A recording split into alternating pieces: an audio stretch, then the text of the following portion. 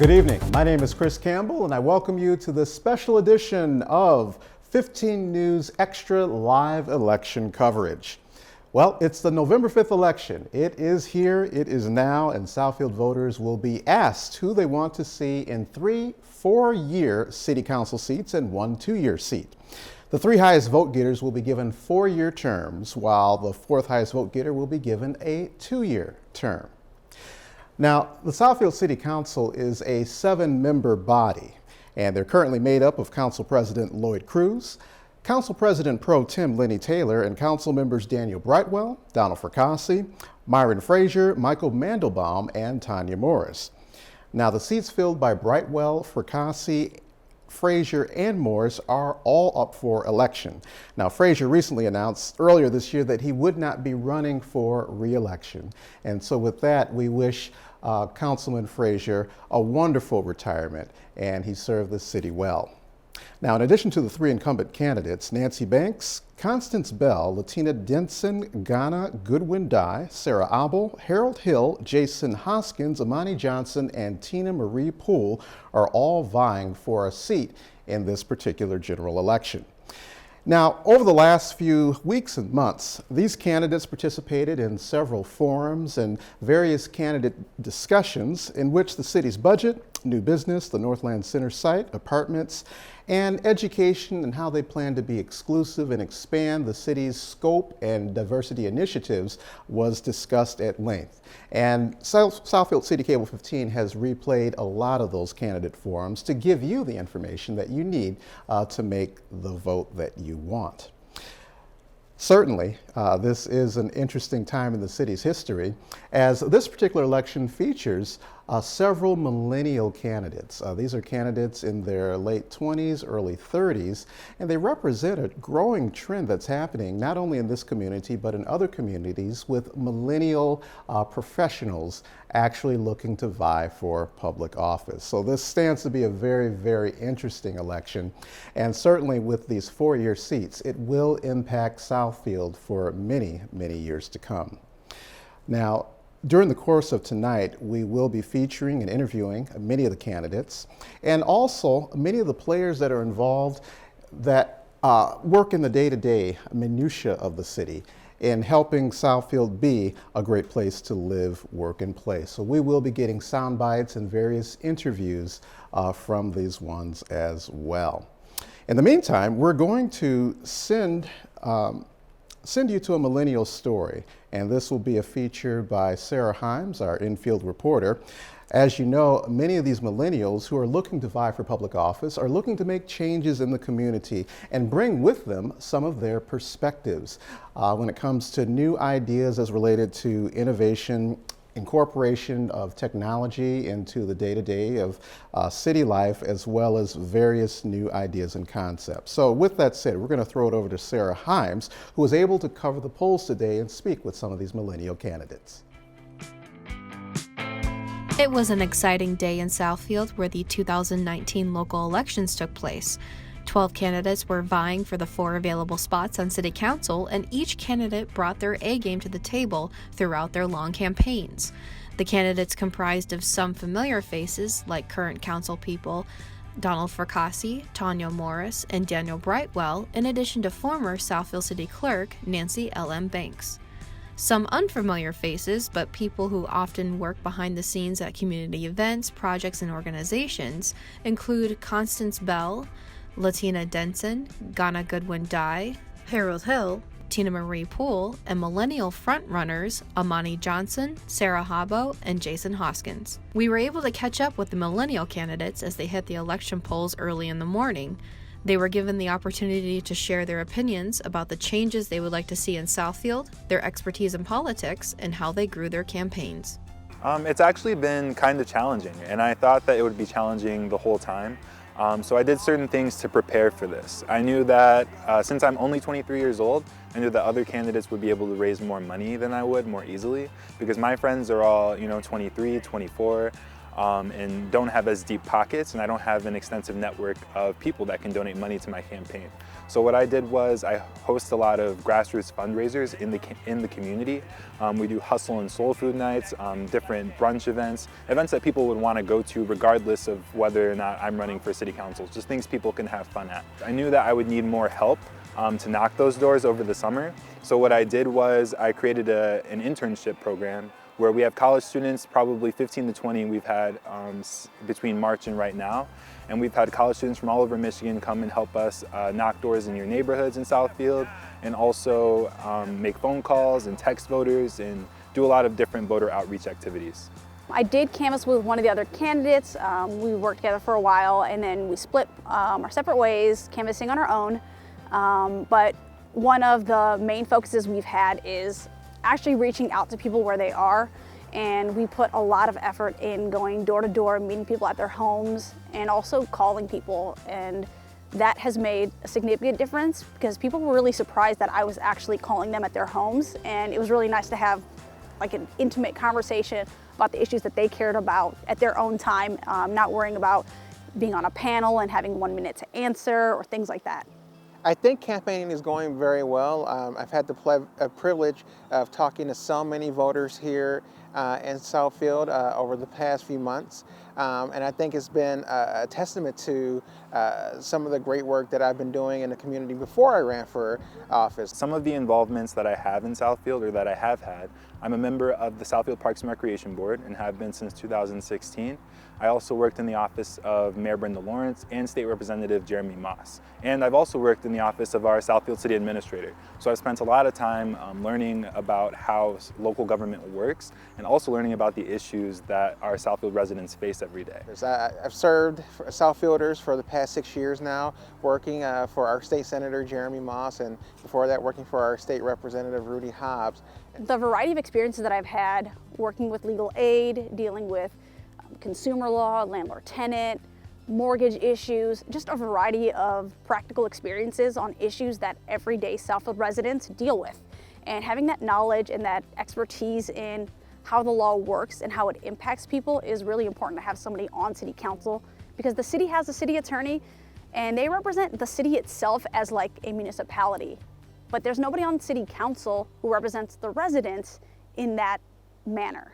You know, as a millennial, I think there are certain barriers. The biggest thing is I think we need more entertainment options, more food options here. More than just a TGIF and the Applebee's. Like, there's got to be something more in Southfield, and it'd be nice to have good sit-down restaurants that are open on the weekends when people are actually out and about. And I'd like to see those sort of changes come into Southfield. We don't have a good combination of jobs and entertainment options, and we also don't have a lot of small, locally owned establishments or businesses here. I'd like to add some dog parks. We have some parks that aren't used currently. It'd be nice to turn them into dog parks so that more families can go out there. People can fellowship with their neighbors. You get to figure out who's in your community. I want to do is help keep our young people involved in Southfield once they graduate from high school. I'd like to build a citywide internship and jobs program similar to Detroit's Grow Detroit Youth Talent Program, because 91% of the people who work in Southfield live in other communities, meaning that the businesses here aren't hiring people who live in Southfield. So we need Southfield jobs for Southfield residents. And more affordable housing, because I've heard people say that millennials don't want to buy houses, and that's not true. Millennials want to buy houses. They can't afford to buy houses, and that's something that we have to change in a scale that's more than just having affordable apartments. People actually want to have homes if they can afford them. I just so happen to notice that the average age of our council right now is 61, and that's not a knock on the council. They just bring a different experience that I would bring, and that's one of my concerns is how young people have certain barriers to living in Southfield, to working in Southfield, and playing in Southfield. And I hope that my voice can be a voice that could answer some of those barriers and help bring younger people to Southfield, because we have an older population here and we need to make sure that the next generation comes and stays in Southfield and thinks of it as a place that they can truly live and truly be a part of the community. It's home. Southfield is home, and so being an attorney, having that knowledge is great, but I have the love for the city and for the people in the city, and I have the skills that I have because of what the city has made me, and that's the difference that I have, is that Southfield made me, and I feel like I have to serve Southfield to thank it. We have a lot of diversity here in the city. There's so much potential here. It's so welcoming. It's such a great community. And that's part of the reason why I get so upset that younger people don't think of Southfield as a place that they can live. Because we have so many great things. We have beautiful parks. We have great city services. We have a lot of great, as I said, we have a lot of great businesses here, and it's just more about marketing it and letting people know that we have these great things here, and our great housing stock as well. I have to mention that because our neighborhoods are top notch, and our Southfield residents, they love and take care of their neighborhoods, and they want to make sure that, again, I kind of said it earlier, that the next generation comes in and takes care of those properties as well.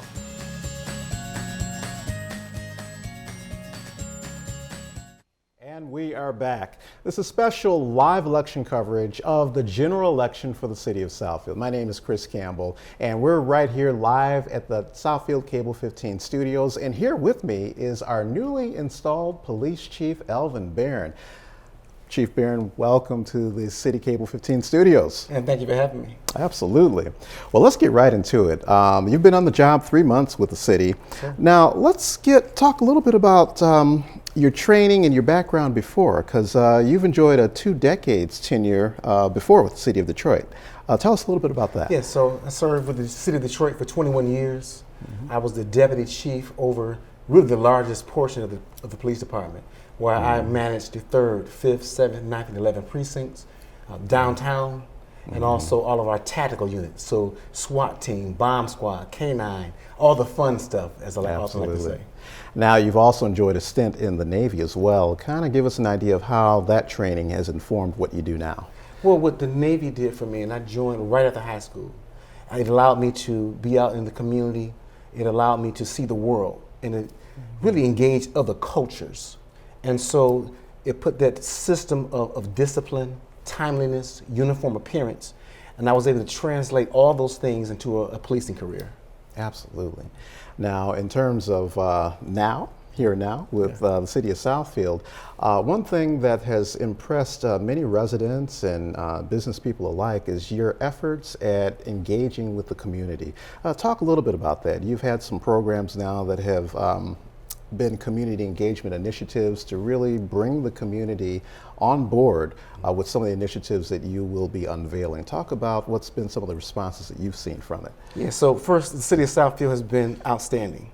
They've welcomed me with both arms. I have the opportunity to go to many events. For example, when Kimmy Horn had that wonderful concert on the front lawn, opportunities to really engage the community. I talked very early in my tenure about being a chief that will be responsive, being a chief that will be available. And right off the bat, as you all know, I did have a Pop with a Cop event, very successful event at Outback Steakhouse, where the community came out. I was able to give a little bit about my background and to hear some of the community concerns. Number one concern I got in the meeting, Chief, what are you doing about traffic? So I'm proud to announce today that effective November 7th, we'll be launching a traffic enforcement unit. But I'm going to be very specific with this. The traffic enforcement unit will deploy very strategically.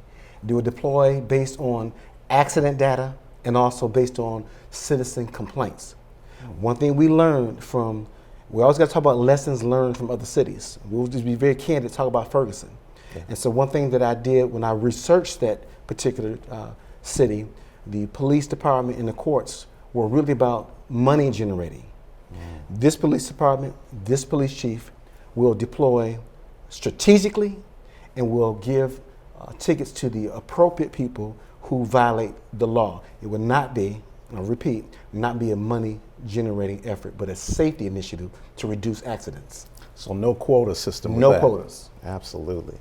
Now, that Pop with the Cop program, you're also able to introduce your team to the community as well. Kind of give us their reaction to your team and how you're kind of strategically setting up the police department so that they can give maximum public service to the community. Yeah, and very important because we talked about a 21-year career with the Detroit Police Department. Detroit Police spent a number of years under the consent judgment.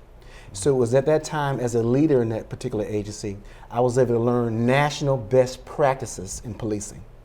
And so coming into Southfield, looking at what needs to take place, I did a review of, for example, our vehicular pursuit policy. I was able to make it more restrictive to ensure that if we are involved in any type of vehicular pursuit, we're doing it with community in mind, minimizing risk and having certain items that we will pursue for. As you all know, the breast cancer awareness was a huge initiative. I'm still getting comments to this day about that. We outfitted 2 vehicles with breast cancer insignia. The idea was to let the residents know, just get treated, just get screened, because it may save your life. And again, the community is very receptive with that. Yes. Now, we see all on the news, and this is more on a national perspective, we see some of the disconnection between the public and law enforcement. We've seen some of like the illegal and unlawful shootings, and just seems like there's a disconnect and just sort of a general misunderstanding between law enforcement and residents and the community. But it seems like, you know, with your engagement efforts, you're looking to sort of deconstruct, demystify a lot of that. You've got an initiative that's going to be coming up very soon, which will really help in terms of just when it comes to information, body cam, all of that. Tell us a little bit about that. Yeah, body cameras are a national product that many police agencies are adapting. And what a body cam does for us as a police leader and as a city, if there's an incident that takes place, and let's say the incident is questionable. Most people, if you have a favorable relationship with the police department, you have members in your family who are police, you tend to believe what the police say. Right. There's others who have had negative interactions with the police, and they tend not to believe what the police say. So having body cameras, we'll just be able to tell what happened and show the evidence. And what body cameras also do is they change behavior. They change behaviors from police officers, and they also change behaviors from citizens who know that they are also being videotaped. Nice. Now, in terms of just leadership, you know, you come to the city highly decorated. Now, but you also seem to employ what many persons have termed servant leadership, which means to serve the community, and you sort of lead by that. Kind of explain your whole methodology on leadership, not only with the police department, but also leading the community in terms of just high quality law enforcement. Yeah, absolutely. And the leaders have got to lead from the front. And so, as I mentioned earlier, being available for the community, being responsive. And I'm gonna use that word again, being responsive. Yeah. I get emails all the time. Chief, I have an issue with my case. And one thing that this police department knows about this police chief, we deal with issues. We have a citizen who has a complaint. We bring them in, we sit down, we'll say discuss the case, present the issues with the case, and then we tell the citizen what we can, what we can't do, what the law allows. If there's room for improvements, and I have seen times when we brought citizens in with complaints that we could do better, then we make those adjustments. Now, you're 3 months into your tenure as police chief. What's your overall general impression of the city so far? Again, very, very engaging city. I think the city has an expectation for the police department to be professional. As I engage many residents in the community, I do get a lot of positive comments about the police officers and their conduct. There's also times where I get negative feedback. But again, we investigate those. And again, as I remind you, when the body cameras come out, we'll be able to, if we're wrong, hold members accountable. And if we're not wrong, share that information. If I can share a quick example, because we do have cameras in our vehicles. And very recently, I got a complaint involving one of our members. And so I told that citizen, well, I'm going to look at the video, and I'm going to follow back up with you. The complaint was that the officer was very unprofessional. But as I looked at the video, there was not an unprofessional term that came out of his mouth. It was very professional. So I did call that citizen back and let that citizen know, well, I do my homework. I look at all video, and in this case, I do not see, and I was able to exonerate that officer from what I would say a false narrative. Absolutely, absolutely.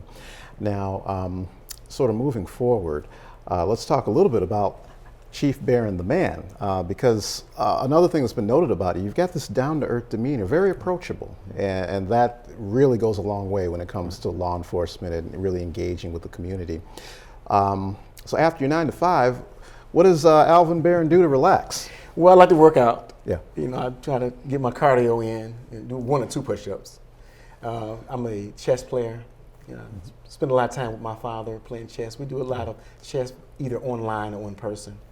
I do have 2 boys. They're of a grown age at this point. Yeah. So being a father as well, it's 2 grown men, but again, just really like engaging. Now, what's the biggest difference that you've noticed thus far when it comes to policing Southfield and policing Detroit? What are some of the major differences you've seen? So I get that question a lot. Yeah. You know, Chief, what is the difference between the 2 cities? And I say it's a tale of 2 cities. And so Detroit, as you know, is a major city. A lot more activity, a lot more things are happening very quickly. And Southfield, progressive city, again, a different type of crime. So in Detroit, as you see, there's instances where there's some violent crime. We look at Southfield, a lot of the crime in Southfield is mainly theft related, and then we have a lot of domestic violent type situation. In fact, tonight we had a domestic dispute that evolved into an armed barricaded suspect. And so we were able to resolve that incident without injury or not incident to that person. But again, engagement, community focus, and again, exercising patience as a police department to ensure that we are mindful of community and mindful of our reputation as an agency. Now, at the Pop with the Cop, you're introducing your team to the public and the community, and just a lot of excitement in the room. Tell us a little bit about just what it's been like, just sort of integrating yourself into the police department, and let's just talk about your team and how it's been, just sort of engaging with them. Training is a big part of your acumen, making sure that they're properly trained, have all the equipment and resources that they need. Talk about your team a little bit. Yeah, and I'm gonna say right off the bat, I'm very impressed with this police department. And we'll start with the Detective Bureau. We've had a number of cases, and I'll just say some armed robberies that took place. And it was this Detective Bureau that went out, did thorough investigations, and we brought most of those suspects to justice and arrested them. When you look at the patrol, we have a very, very quick and fast response times. And these are things that the citizens are telling me that they are very appreciative of our very quick response times. Because like I know, whether it's a crime unfolding, whether it's a medical emergency, we're able to respond and make the appropriate adjustments to help that member. And let's talk real briefly about Narcan.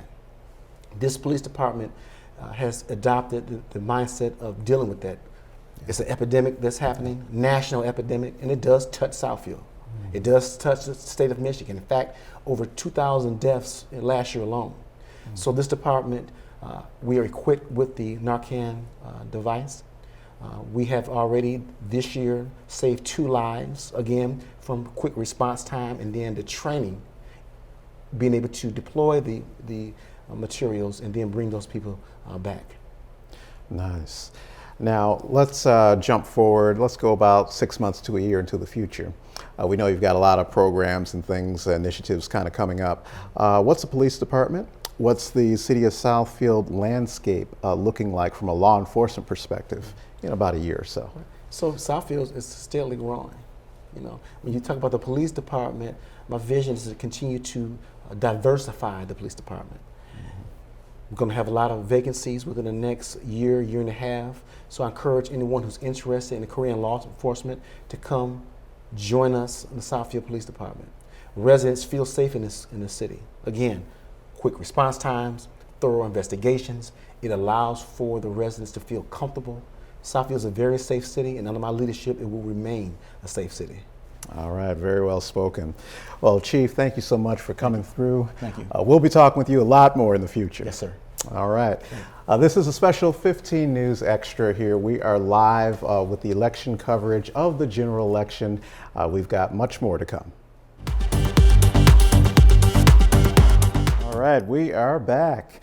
My name is Chris Campbell, and this is the special election coverage of 15 News edition, and we're waiting for election results. Now, as mentioned in some of our previous segments tonight, there is a new trend in terms of millennials and how they are beginning to flex their civic, community, and political muscle, especially as it relates to running for city council. We'd like to introduce a new segment, and we're going to tease it tonight. It's called 15 News Extra One-on-One, and we're actually talking with a millennial that has garnered a lot of recognition in the here and now. And her name is Chanel Johnson, and she was recently crowned Miss Michigan. And she's actually prepping for the Miss USA pageant, which will be taking place April of 2020. But check out this brief teaser for this new special edition show called 15 News Extra One-on-One featuring Chanel Johnson.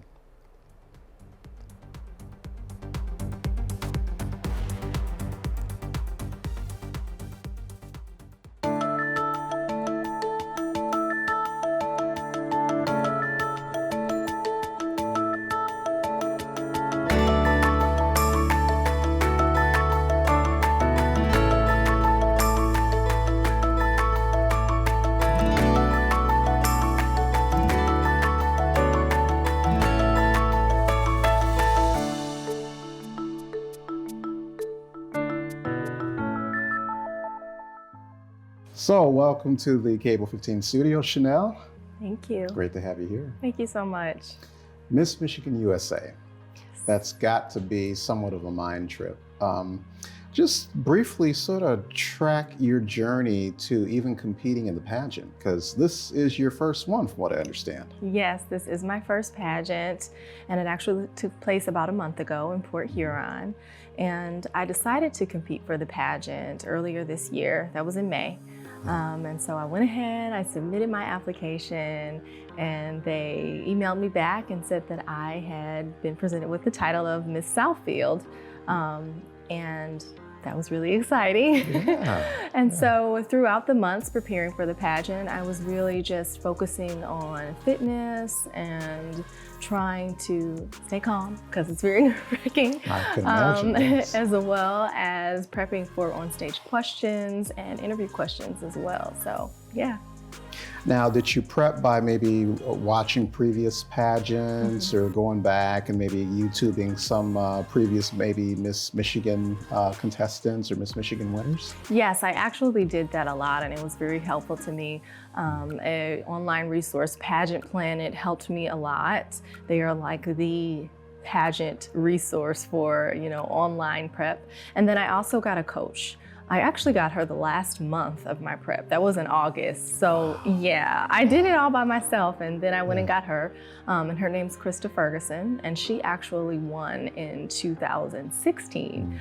She was Miss Michigan USA. So she definitely helped me in those last few weeks of my prep, just like, tweaking some things and getting my outfits together and interview questions and interview etiquette. So yeah. Now, you're somewhat of an anomaly because many of the contestants that enter those pageants have been training for that for years. So the fact that this was something that you sort of decided to do almost at the last minute, didn't really have the formal training, but yet still went and nailed it, that's very much an anomaly. Yeah. So before all this, what were your interests? Actually, I graduated from Wayne State University in 2016, and I'm a probation officer actually in Troy. So I've been doing that a little bit over a year now, and that's really all I was focusing on. I'm a new graduate, and I, got a job in the field that I went to school for. So that was really exciting. And while I've been watching the Miss Universe organization for a while, I was kind of hesitant to enter the pageant. And so this year I was just like, you know what, I'm gonna go for it. I know I'm not gonna win because it's my first time, but it'll be a good experience for me to meet some new people and get the hang of things. And then I can go back next year and really, really try to, win the crown. But unfortunately, I won't be able to go back next year because this is my year. So yeah. Amazing. Well, let's fast track to the actual competition. Okay. So you're there. What were some of the various competition criteria and activities that you had to go through? I know there's Q&A, Yes. there's other competitions. Sort of outline some of those. So first and foremost, in the beginning, you'll do a bio, and that's what you're going to submit to the judges. So that's what they're going to read off of when you're in your interview. And once you get there, you are going straight into the interview, and there's a panel of, well, this year it was a panel of 5 judges at 2 different tables, and you'll interview with each of those individuals, and they range from previous pageant winners, professionals. I think someone this year had was a psychologist, and they just chose them to be a judge. So after that, you leave, and we do rehearsals all day long, and that was on the 20th. And I mean, we were rehearsing to the point where our feet are hurting so bad. Really? Yes, it's like it's an all-day thing. Yeah. And after that, we wake up the next day and we head to the venue that the pageant is going to be held at, and we do the same thing. We rehearse all day. Finally, the pageant begins, and so we'll do an opening number, and usually that's in a more a shorter dress, and you kind of just come out and you're like, I'm Chanel Johnson and I'm representing Southfield.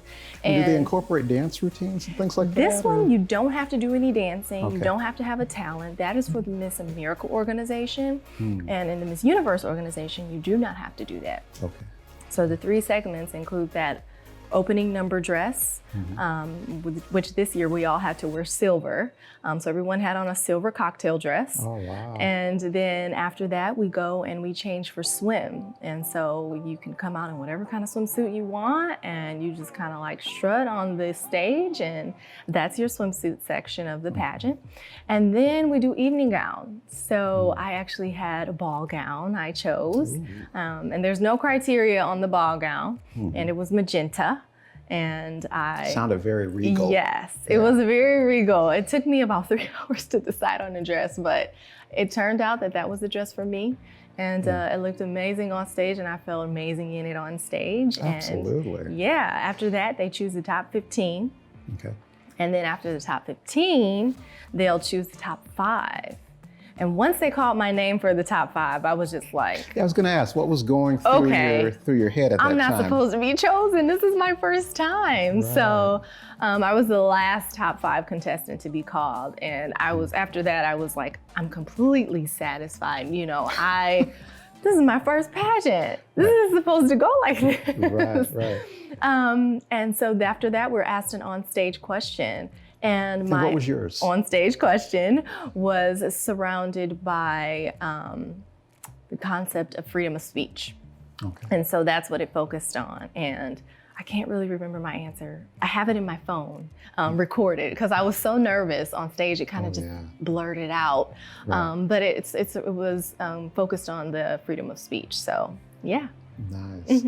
Now, since you didn't really have a lot of experience before that, are you almost playing with house money when you're competing in a pageant such as that? Is the pressure not really felt as much since this was your first one? There were no expectations going in. Yeah. What was your mindset with that? Well, in anything that I do, I want to do my best. I mean, even though I wasn't thinking I'm going to win, I definitely prepped very hard for this pageant. I mean, it was something that I thought about for about 4 months straight, nonstop.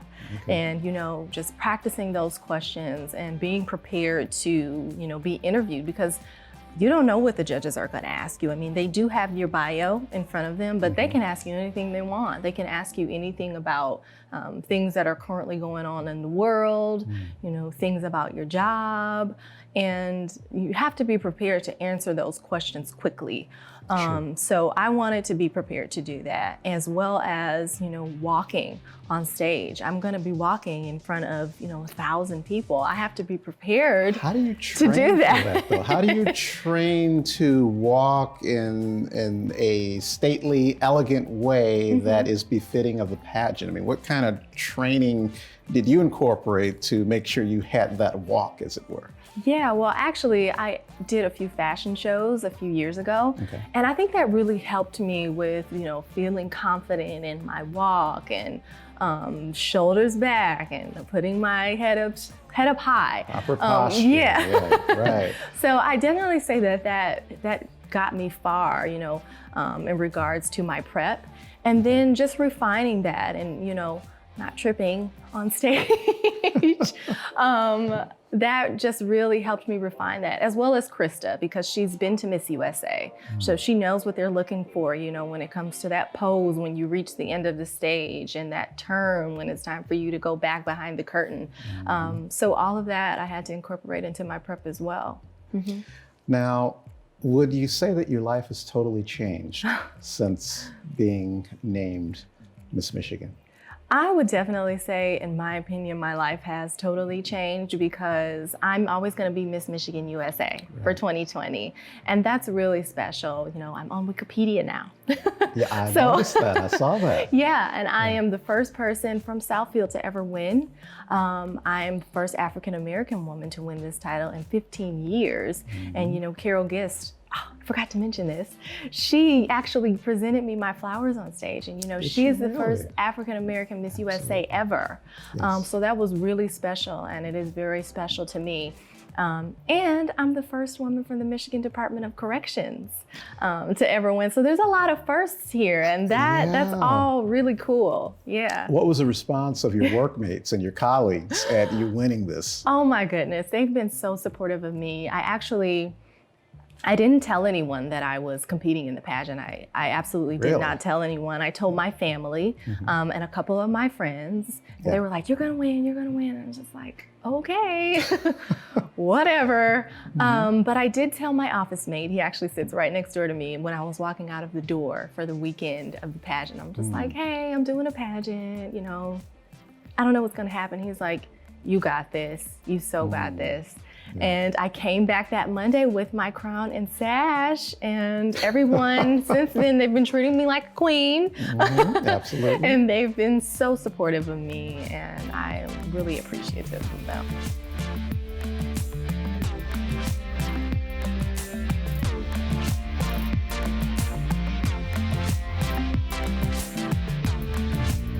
And we welcome you back to this special edition of 15 News General Election Coverage. Well, the numbers are rolling in and early precincts reporting, and this is at a 20% clip, just about. And so far, the leading vote getters are Tanya Morris at 14.81%, number 2, Imani Johnson at 10.8%, Nancy Banks, number 3, with 10.7%, and Jason Hoskins with 9.9%. And they are the 4 leading vote getters at this moment in time. All right. We've been interviewing various candidates and various players around the city of Southfield that make this place an enjoyable venue and place to live, work, and play. Now, with me here is Richard Powell, who is a 20-year resident, but also the host of the Spotlight on Seniors program, and he's also a member of the Citizens Advisory Board, as well as a member of the Michigan PTA. Richard, welcome to the City Cable 15 studio. Thank you. Glad to be here. Well, we've got just an exciting election. The results are rolling in. Some of the numbers are kind of getting tallied up. What's one word of advice that you would give to the candidates, especially the ones that get in tonight? I was hoping you would say a word that you would give to potential voters, and I would say get out and vote. Yes. That being the one word. To the candidates, I would say that I hope that they maintain a level body of thought, that they give some credence to the fact that although we all do like change, we do like to see change, it has to be an orderly change, one that's done in a considered fashion to move us forward and hopefully not keep us in some kind of a muddy standstill. Yes. As host of Spotlight on Seniors, you're able to really be right in the middle of many of the things that are happening here at the city, especially from a mature perspective. Kind of give us kind of give us an idea through your lens, some of the issues that seniors view as important to the city. There are almost too many to elucidate, really. What it comes down to is seniors, like anyone else, we do prefer to have a certain amount of safety. Yes. We do preserve educational values. We are most interested in education from the standpoint that as we age, we need to look forward to the youth as our caregivers. And that's a very important thing to us. So we want to see that the young people are well educated. That means we must take an active part in our educational system, serving whether it be on the local PTA, serving on the local school board, being involved as parents in the various schools, whether they are MacArthur Cade Academy, Southfield A&T, whatever the school may be, to take an active part, to do your part to see that your kids are educated in a safe manner, in a wholesome manner, and that they gain the knowledge that they need in this ever-changing world. Yes, absolutely. Talk a little bit about Spotlight on Seniors program, just to give you a plug here. What are some things that viewers can expect to see over the next few months on Spotlight on Seniors? Spotlight on Seniors is a chance for seniors to gain knowledge about things that are going on in our city. And we like to think of this as our city.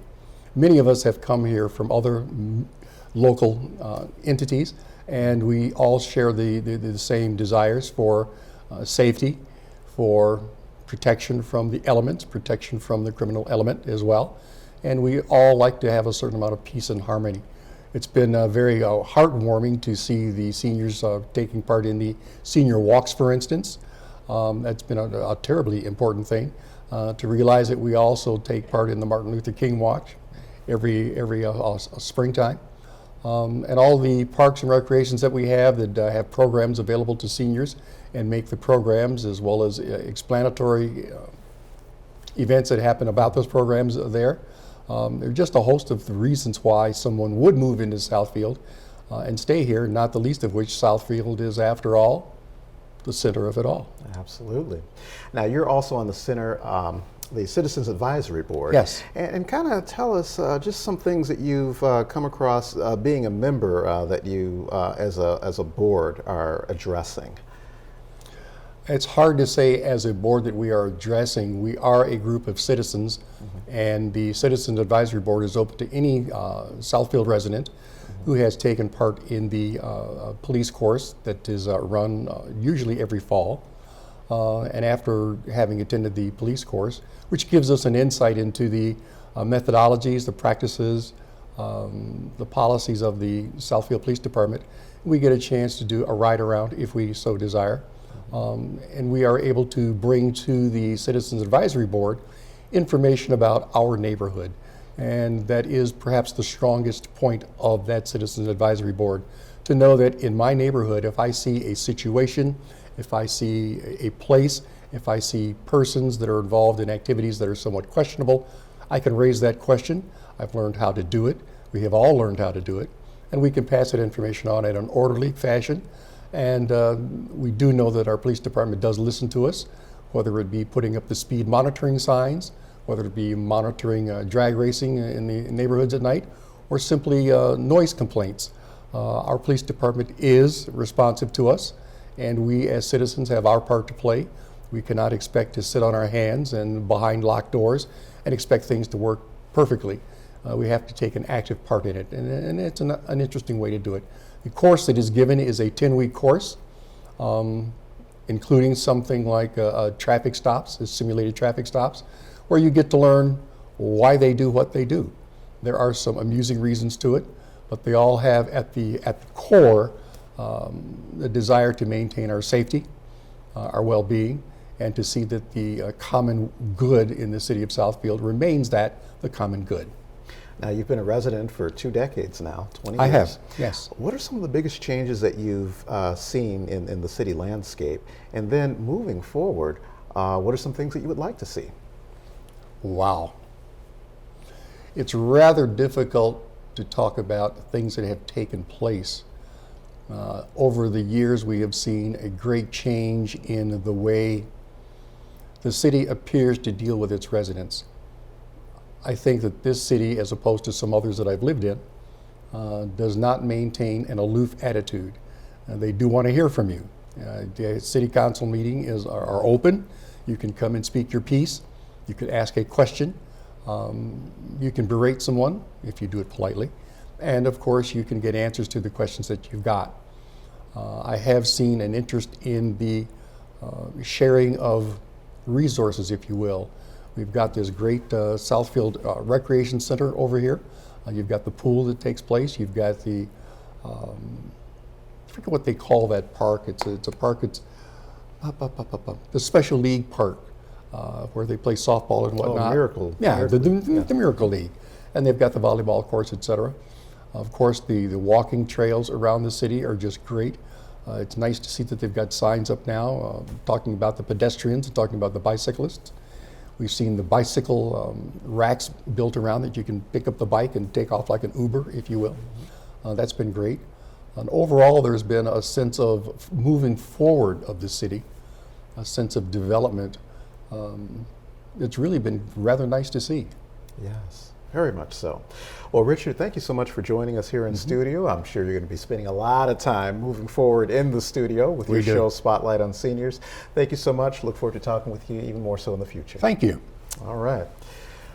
Well, this is a special election coverage of the Southfield general election, and the numbers will continue to roll in, and we will continue to update you here from the hub at City Cable 15 Studios.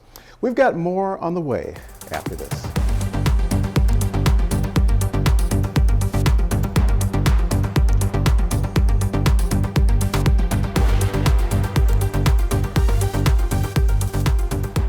And we welcome you back to the live election coverage of the general election, 15 News Extra. And with me here in studio is Councilwoman Tanya Morris. How are you, madam? I'm doing awesome. Thank you for asking. Yes, well, I can only imagine what it's been like. It's probably been a whirlwind for you in terms of campaigning, being at the polls. What's it been like leading up to the election tonight? Well, it's been a lot of work, Chris. As you know, these elections are very time consuming, but I've enjoyed it out there, being out there, you know, with the candidates and the people, you know, answering questions and just, you know, putting my best foot forward and trying to get reelected. Absolutely. Now, the numbers seem to be bearing some very encouraging news for you, and we're going to be updating you as an audience on the numbers because the precincts are rolling in as the results are coming in, and we're in the home stretch of that. But you're trending number one presently. Well, that's great. We'll lead with that. That's great. I feel very good about that. Now, I'm not sure if all of the absentee ballots have been counted yet, but I'm looking forward to having a strong finish. I've worked pretty hard, and so I like being in the number one club. I came in first place the first time I ran for office, so I'm excited. That's good. That means the voters have confidence in me, and so I feel good about that. Two-part question, compound question. Your first tenure, of course, you're number one, and then you've enjoyed a 4-year tenure.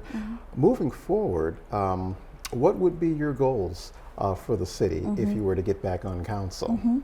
Yes, I've tried to share them as best as I can in some of the various candidate forums, but a couple of things that I'd like to do, as you know, is to try to make our city more attractive to millennials. We're trying to develop a comprehensive marketing and communications plan to do that. We'd also like to try to bring more sit-down restaurants. We just recently had a ribbon cutting for the new Big Boy on Telegraph Road. I'm putting in a plug now because it's very nice. It reminds you of one of the newer concepts in restaurants where you can just go in, place your order, pay for it, and then have a seat. Very nice sit-down restaurant. So we're trying to do that. I'd also like to focus on trying to clean up some of our dilapidated strip malls. I'm the chair of the Economic Development Committee right now, and we have been talking about the 9 Mile and Beach Daily area. I actually met with the broker of that property, and we want to try to have a meeting with the owner and maybe some community residents just to try to see what kind of development they would like to support there. So those are some of the things that I'm interested in doing. Now, let's get into just the whole role model phase, because when we see young people, and we had several millennials sort of cast their names in the ballot for elected office. How important is it to just project a positive image in terms of being a role model in the community? It's very important. I always try to lead with my best foot forward, always trying to set an example. And so I'm very encouraged that many of the young people are interested in in politics. You know, we just had the passing of Congressman Conyers. His funeral was just yesterday. And just thinking about, you know, what leaders are now, you know, stepping in his footsteps to kind of work in the area of politics and try to make our country better. So I think that's very important. Absolutely. Now, for those that are looking on this election with a lot of interest, potential residents, potential entrepreneurs and business groups that are considering Southfield as a place to live, work, or play, what would you have to say to them? Join us. You know, Southfield is a beautiful city. I love the city. It's fun, it's safe, it's clean. We have excellent city services. Our firefighters, our police officers do an excellent job in protecting us and serving us. And so we invite you to come to our city and become a part of the center of it all. All right. Now, after a very vigorous election, which I'm sure you've put a lot of time into working and knocking on doors and so forth and so on, what's your next plan in the next 24 to 48 hours? You're about the 8th person that's asked me that. I don't know. I think it involves better made barbecue chips, ice cream. No, I just want to get some rest and just relax. You know, we've worked really hard on this campaign, so just want to fall back, take it easy, and start kind of planning out some things for the future. All right. And I'm sure we're going to have you down here once again in our new set. Yes, in the future as well to talk really about nice. various city initiatives. Yes, I'd love to do that. Thank you so much for joining us, Thank Councilman you. Morris. Thank and you, Chris. congratulations. Thank you so much. I appreciate All right. it. Thank you. Well, the numbers are just about all in, and we will be right back with the final tally in tonight's general election. Stay tuned.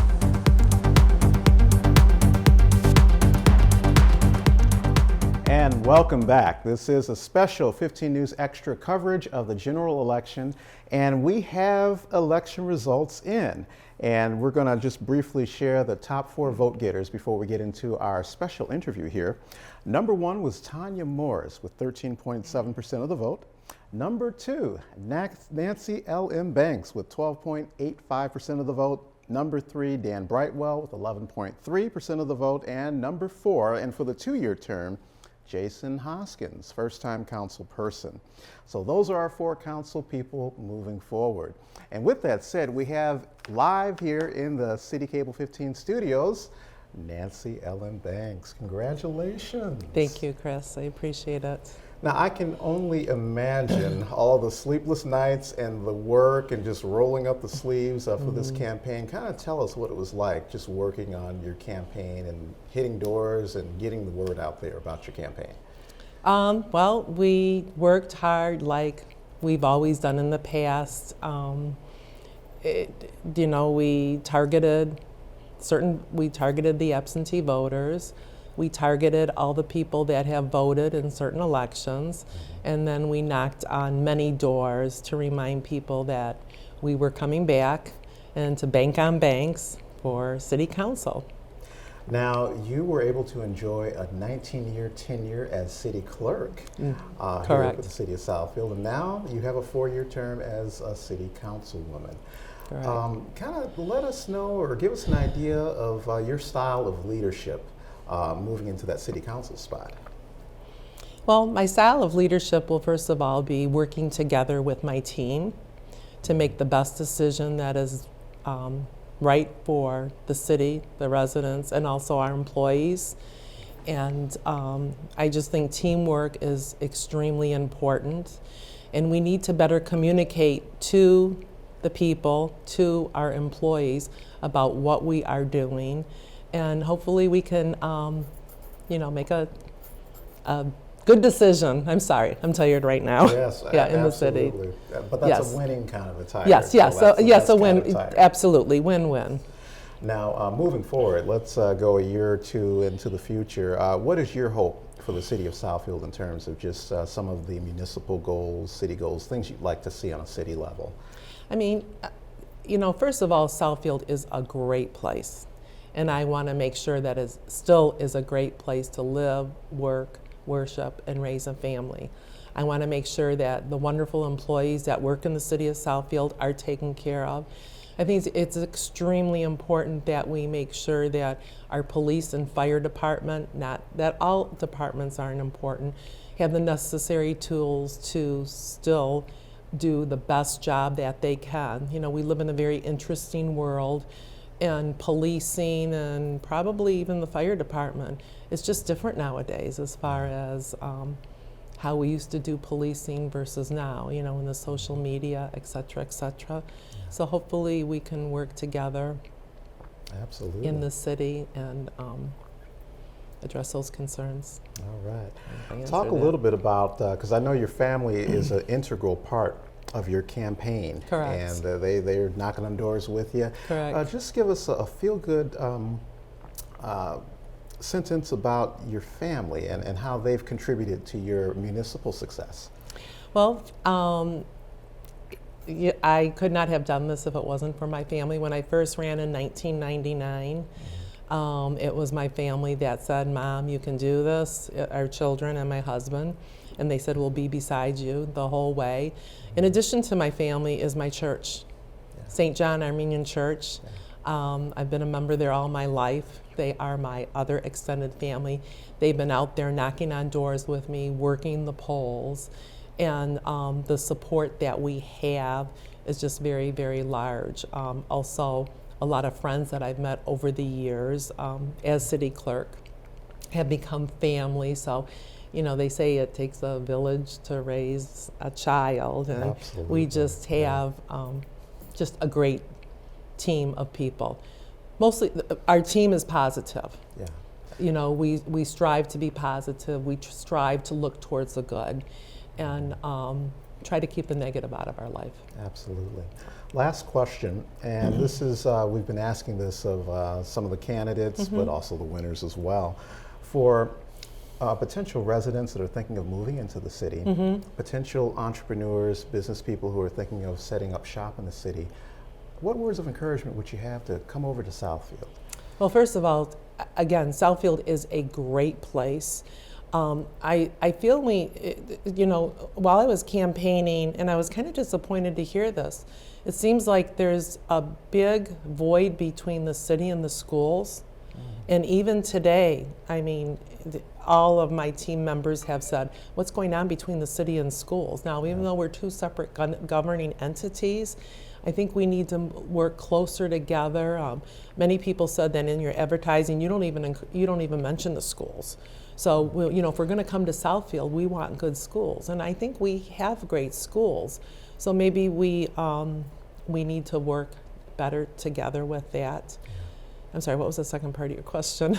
What words of encouragement would you have to get people and to for move to Southfield? for new businesses. We have a lot of space in Southfield, and I think we can be very creative with some of the empty businesses for some of the smaller places. I would really love to see this department go out, and we need to showcase our new businesses and advertise it on our cable television, and let people know, you know, what are the new restaurants, show the dishes, taste the food, what are the new clothes, male, female, electronics. And I just think we can do you know, we can offer them some services that we presently have here. Of course, you know, we have to make sure that it's within the budget, but. Yeah, absolutely. And because Southfield is a great place. In fact, I met a lot of people today that left some surrounding communities and are moving back to Southfield because they think it's great. And I just heard today that Southfield was rated, I think it was number 17, they said, is the best place for seniors to reside. And I'm not sure what magazine, so I've got to research that. So that was exciting news today. Absolutely. So. Well, we just want to say congratulations. Thank you. And we're looking forward to your new role Thank with you. the city as City Councilwoman. Thank you. All right. Well, all the results are in. Thank you so much for the interview. Thank you. And the results are as follows. Tanya Morris, number 1. Nancy Banks, number 2, Dan Brightwell, number 3, and Jason Hoskins, number 4, that 2-year term. Those are your 4 new council persons. Now, the rest of the candidate field went as follows. Don Fracassi, number 5, with 10.5% of the vote. Amari Johnson, number 6, with 9.1% of the vote. Latina Denson, she was 7th with 6.5% of the vote. Constance Bell, 8 with 6.1% of the vote. 9th was Sarah Abo with 6.15% of the vote. Harold Hill was 10th with 5% of the vote. Ghana Goodwin Dye, 11th with 4% of the vote. And Tina Marie Poole with 3.7% of the vote. Those are your election results for the general election. Well, my name is Chris Campbell. We thank you so much for joining us here for the special edition of 15 News Extra. And you will be able to see this replayed at various times. Check the actual City Cable 15 website, as well as the program guide for air dates and times. So on behalf of 15 News Extra, my name is Chris Campbell. We thank you so much for joining us. We'll see you next time.